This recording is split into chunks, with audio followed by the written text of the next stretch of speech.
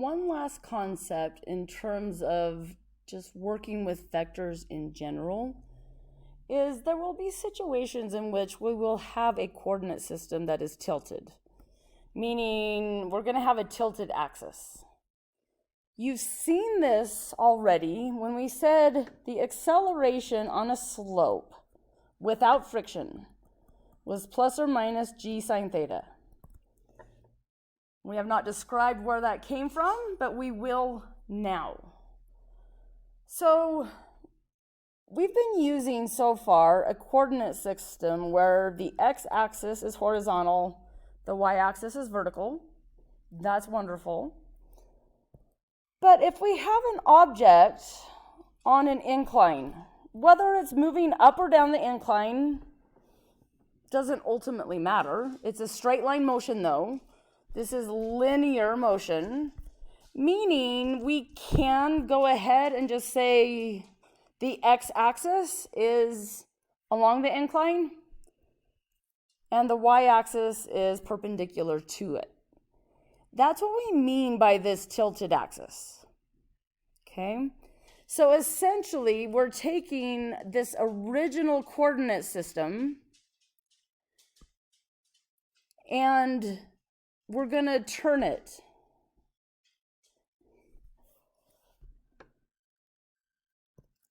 Meaning we're going to rotate the x-axis upwards to make it align with the incline. As the x-axis, the positive x-axis rotates upwards, the negative x-axis rotates downwards. This rotation needs to match the rotation of the incline itself, or the slope, right? Horizontal was what we had as our original x-axis, but we want to get our coordinate system lined up so that this new x-axis lines up parallel to the incline, or along the incline. Now, as we rotate the x-axis, the y-axis in turn rotates through the same amount because the x and y-axis are perpendicular to each other and they maintain that perpendicular orientation. So, let's go back to gravity for a second. We know gravity itself. If I had an object on an incline,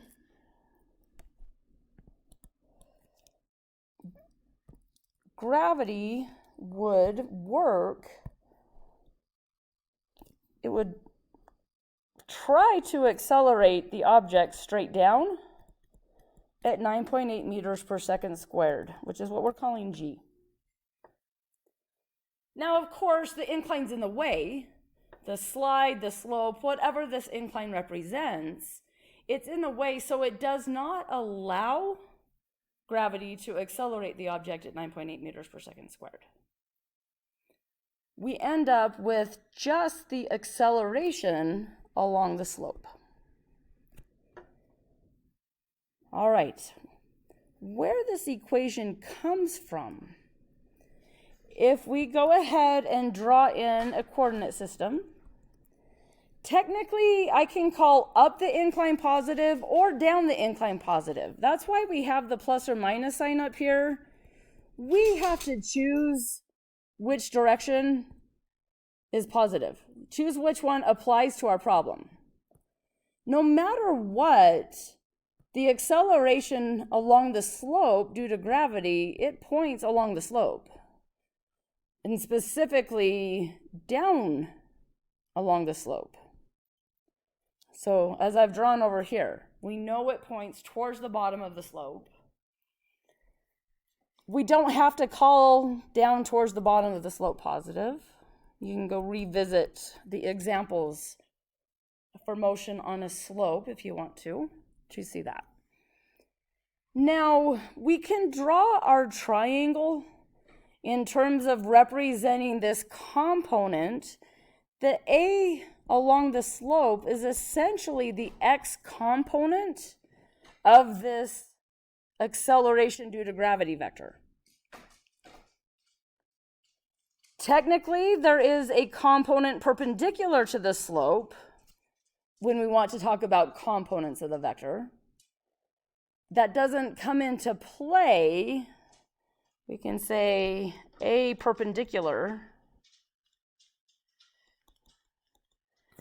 That doesn't come into play in terms of solving motion because the object is not technically accelerating in that direction.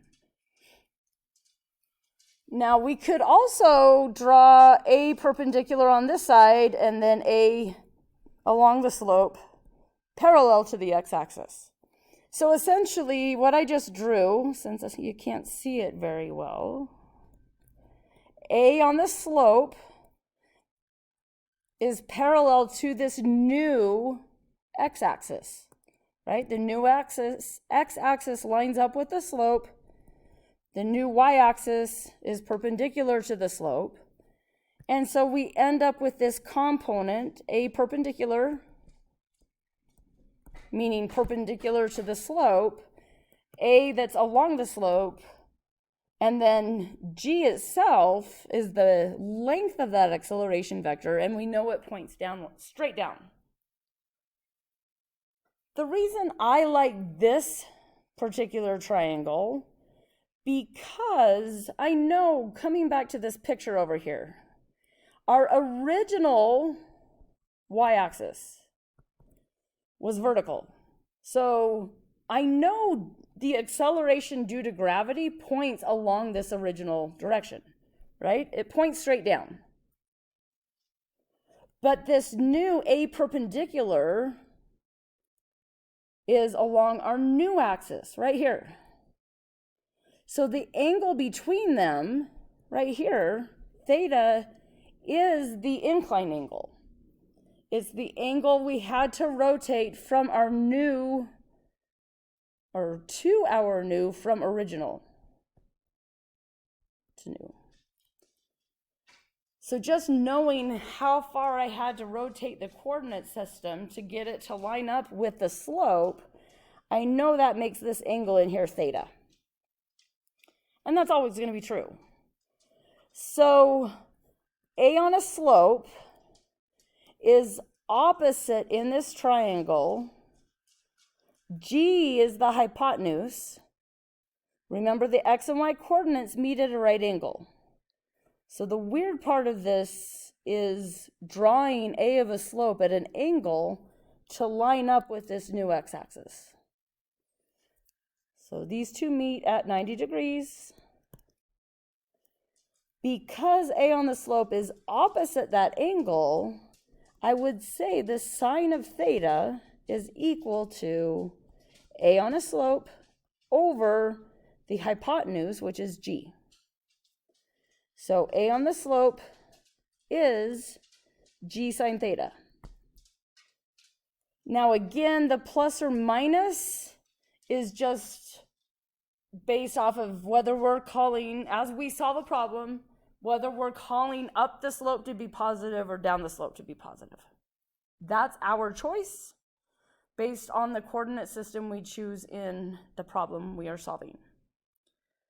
This concept of a tilted axis is really to simplify problems. So as an object moves along an incline headed down, that does involve horizontal and vertical motion. But because the incline is a straight line, we can technically go back to linear motion concepts as long as we just make that straight line one of our axes. And so it simplifies the problem. When we get into the section covering forces, it ends up simplifying the algebra a lot to tilt our coordinate system. And so that's why we're throwing this in here, talking about a tilted axis. It will make hopefully even more sense as we continue on and use it. But for now, this is our basics, being able to write a vector in terms of a component parallel to the slope, along the slope, and a component perpendicular.